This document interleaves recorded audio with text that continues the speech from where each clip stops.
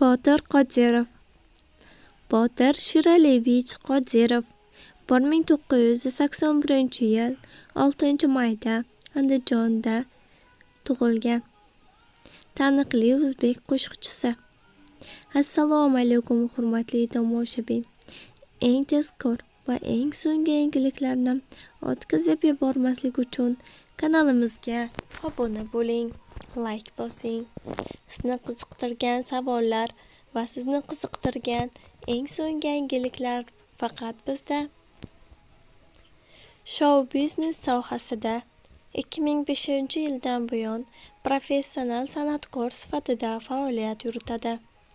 Pop va folklor janrida ijod qiladi.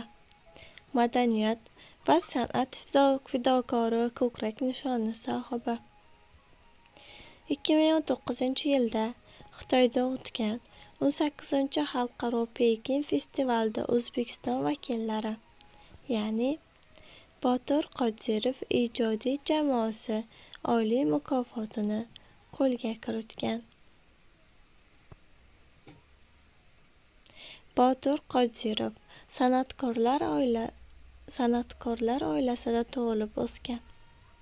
Bolaligidan qo'shiq kuylashga ishtiyoqmand bo'lgan va san'at ta'siri ostida ulg'aygan.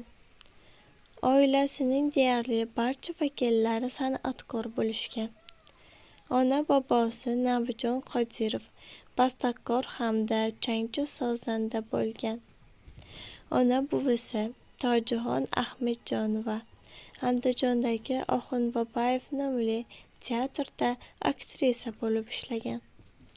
U Botir Qodirovni san'at sohasidagi ilk ustozi edi. Kichkinaligida san'at haqida ilk tushunchalarni buvisidan olgan. Onasi O'zbekistonda xizmat ko'rsatgan aktrisa Zulxumor Qodirovadir.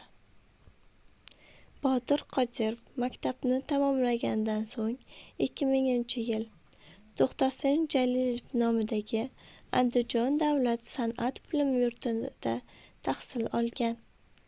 U yerda andijonlik maqom yo'nalishidagi qo'shiqlar ijrochisi Azizbek Zaynobiddinovga shogird tushgan.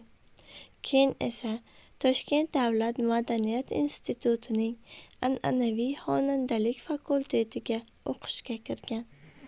Ashula va raqs estrada bo'limida tahsil olgan.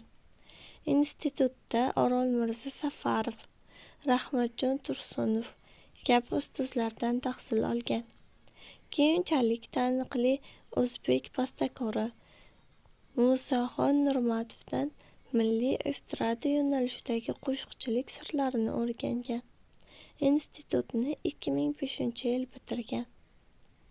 Botir Qodirov 2005-yildan boshlab professional san'atkor sifatida televideniya va radioda o'zining ilk qo'shiqlarini ijro etib boshlagan. Qo'shiqchi ilk yakkaxon konsertini 2006-yilda bergan va keyinchalik ko'plab musiqiy albomlar chiqargan. Hit taronalari Seni o'ylayman va Adashdim qo'shiqlaridir. 2019-yilda Xitoyda o'tgan 18-xalqaro Pekin festivalida o'zbekistonlik vakillar, ya'ni Botir Qodirov ijodiy jamoasi oliy mukofotni qo'lga kiritdi. Botir Qodirov 2020-yilda madaniyat va san'at fidokori ko'krak nishoni bilan taqdirlandi.